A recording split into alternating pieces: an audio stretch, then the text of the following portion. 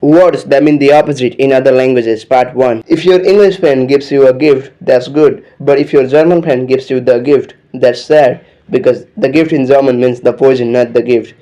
The gift is das Geschenk. If you ask a girl in Greece to marry you and if she says nay, that's good news because in Greek, nay means yes.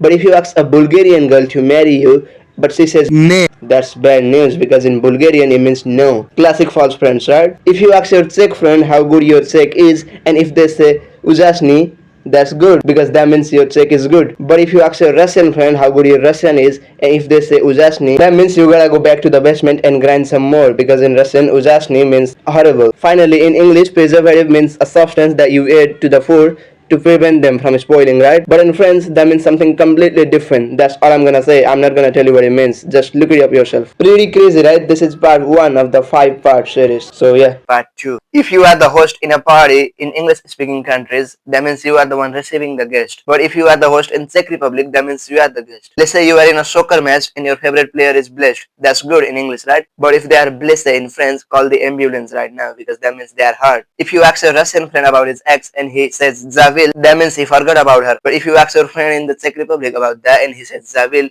call the cops right away because in Czech it means he killed her. Finally, if you are in Portugal, Brazil or any other Portuguese speaking countries and you see this sign at the door saying push, do not push that door, I'm telling you, because in Portuguese it means to pull. Pretty interesting, right? Let me know what other words you got in the comment section. Part 3. If your German friend feels cold and you give him a jacket, that's good, it's gonna help him because in German cold means they are feeling cold. But if your Romanian friend feels cold and you give him a jacket, I don't think they're gonna be friends with you anymore. Because in Romanian, that means they are feeling warm and you are making it even worse by giving him a jacket. And if you are ever in Russia and you see this word, drug, which is romanized like DRUG, don't freak out, you ain't gonna call the cops because it's normal, it means a friend. But if you see this word in English, call the cops right away. It doesn't mean friend. Like, do I even gotta explain anything to you? And if you are in Spain, Argentina, or any other Spanish speaking countries and somebody tells you to bring them some ropa and you bring them a rope, you can already expect that they will curse you, they will beat you, and even cancel your visa. Porque en español ropa significa clothes, not the rope. Si quieres decir rope, puedes decir cuerda. And at last but not the least, if you are ever eating out in Spain, Colombia, Venezuela, or any other Spanish speaking countries, and you give some propina to the waiter and waitress, that's good. That means you are giving them some tip, right? It's good. That means you like their service, or that might also mean that you like them, but yeah. But if you are ever stopped by the policeman in the countryside of Brazil and you give them some propina, that means you are bribing him. Don't do that. That's illegal. Pretty cool, right? Let me know what other words you got in the comments below. Part 4. If you go to a shop in Brazil and ask for cachorro,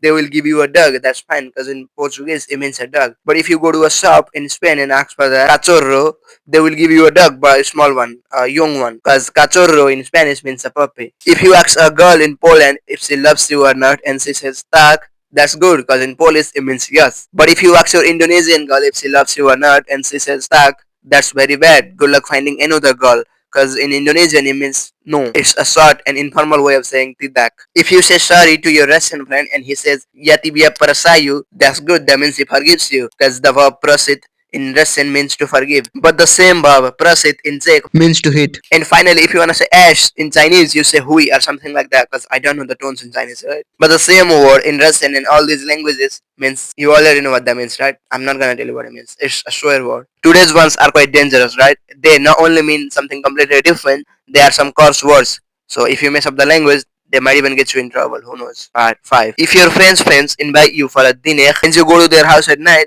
that's fine because in France, friends, the dîner means the dinner. But if your Quebecois friends invite you for a dinner and you pull up at their house at like night, they're gonna beat the shit out of you because in Quebec, friends, you know, the Canadian one, le dîner means the lunch, not the dinner. The dinner is le super. If you are in Japan and it's raining and you go to a shop to buy a casa, that's good. That means you are buying a broly, right? But if you are in Argentina or Colombia or Spain and you are buying a casa, that means you are buying a home, not a broly. If you are in a hospital in Germany and the doctor tells you you have 8 days to live, that's good. That means you have every day to live. But if you are in Poland and the doctor tells you you have 1 day to live, better start doing what you like because in Polish, jeden means one in the masculine form. So it means like you got 1 day to live. And finally, in English, a magazine is something that you read, right? But in Russian, it's the place where you do your groceries, like where you go shopping. Because in Russian, magazine means the store, not the magazine. And yeah, there you go. The series has officially ended. We learned so many interesting false friends across the languages in the world. Not all of them were the opposites, but they were interesting. So yeah, do whatever you want with the information. So yeah, let me know what's next. We worked hard for this shit.